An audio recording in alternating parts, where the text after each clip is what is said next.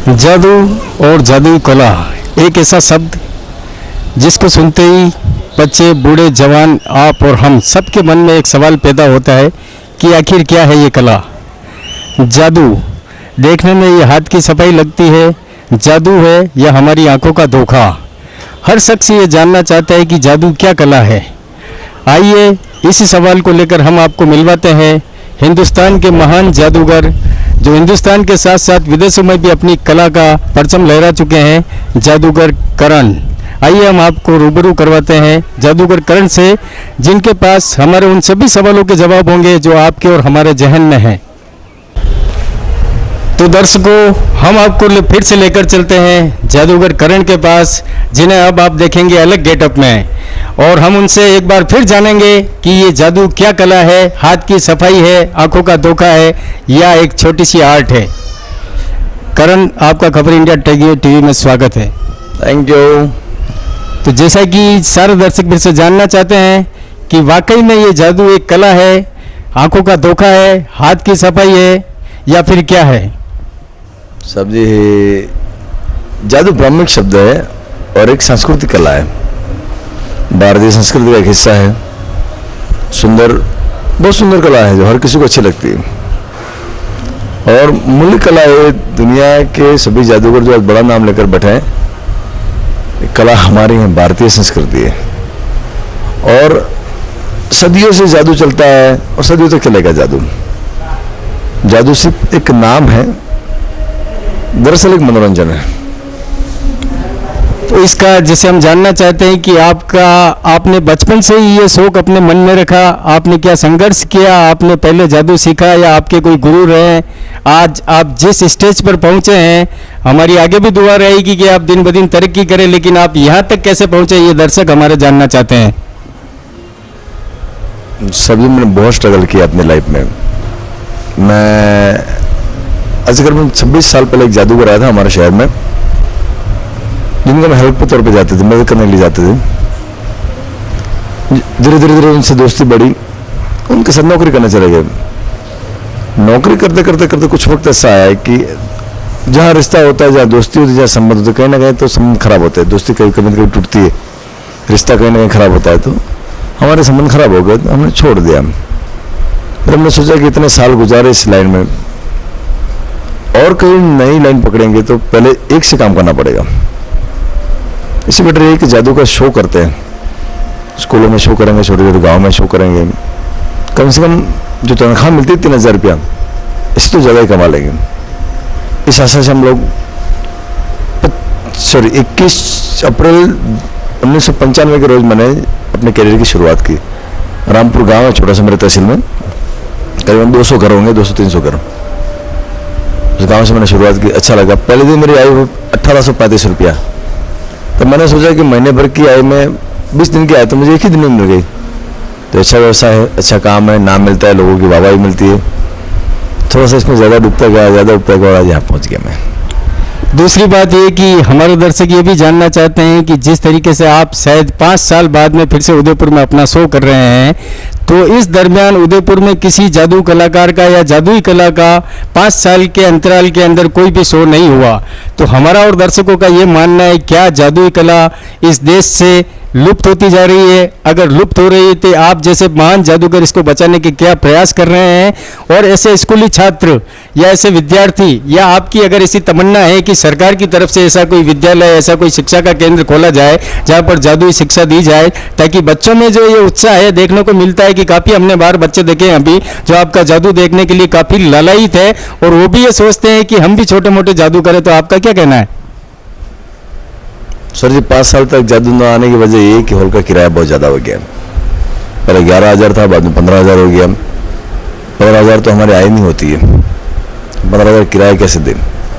इसलिए जादूगर आना कम हो गया। जादूगर तो बहुत है, पर हमें सरकार की तरफ से कोई सुविधा ना चाहिए, ना मिली है, ना ज़रूरी है।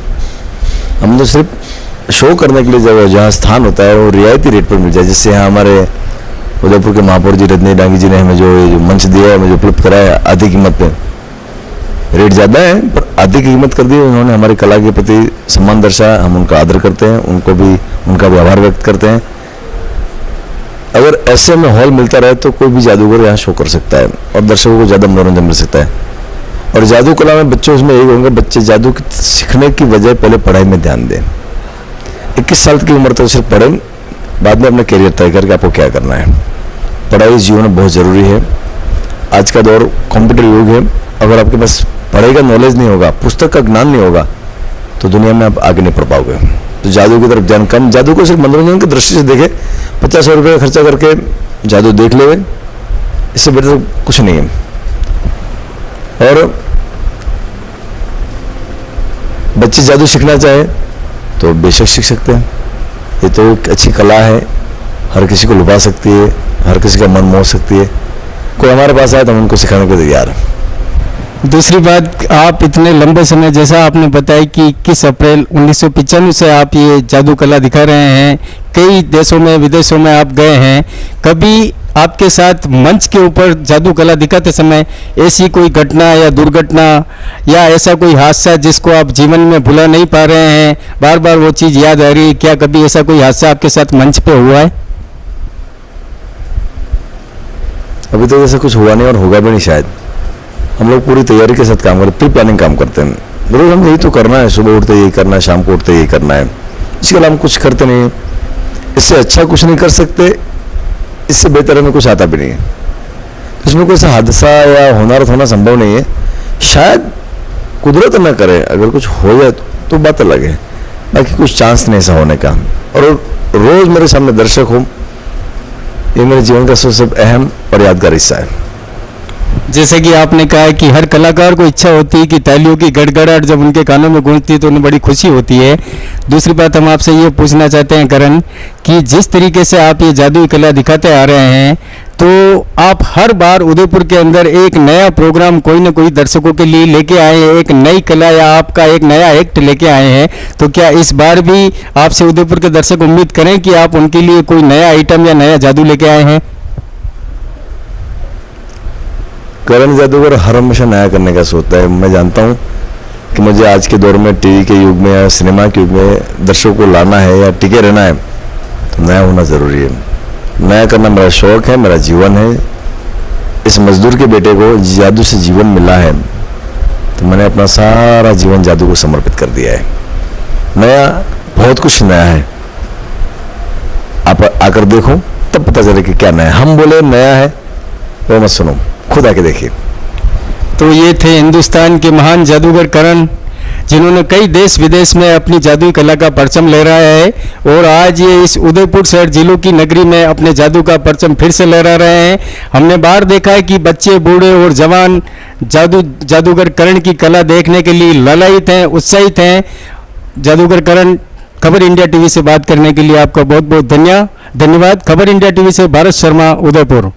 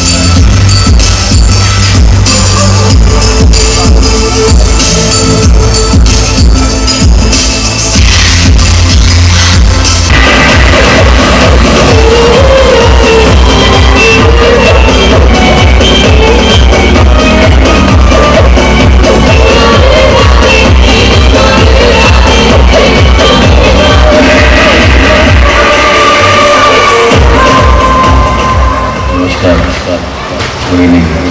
Adab. Sasriyakal. Welcome to brothers and sisters.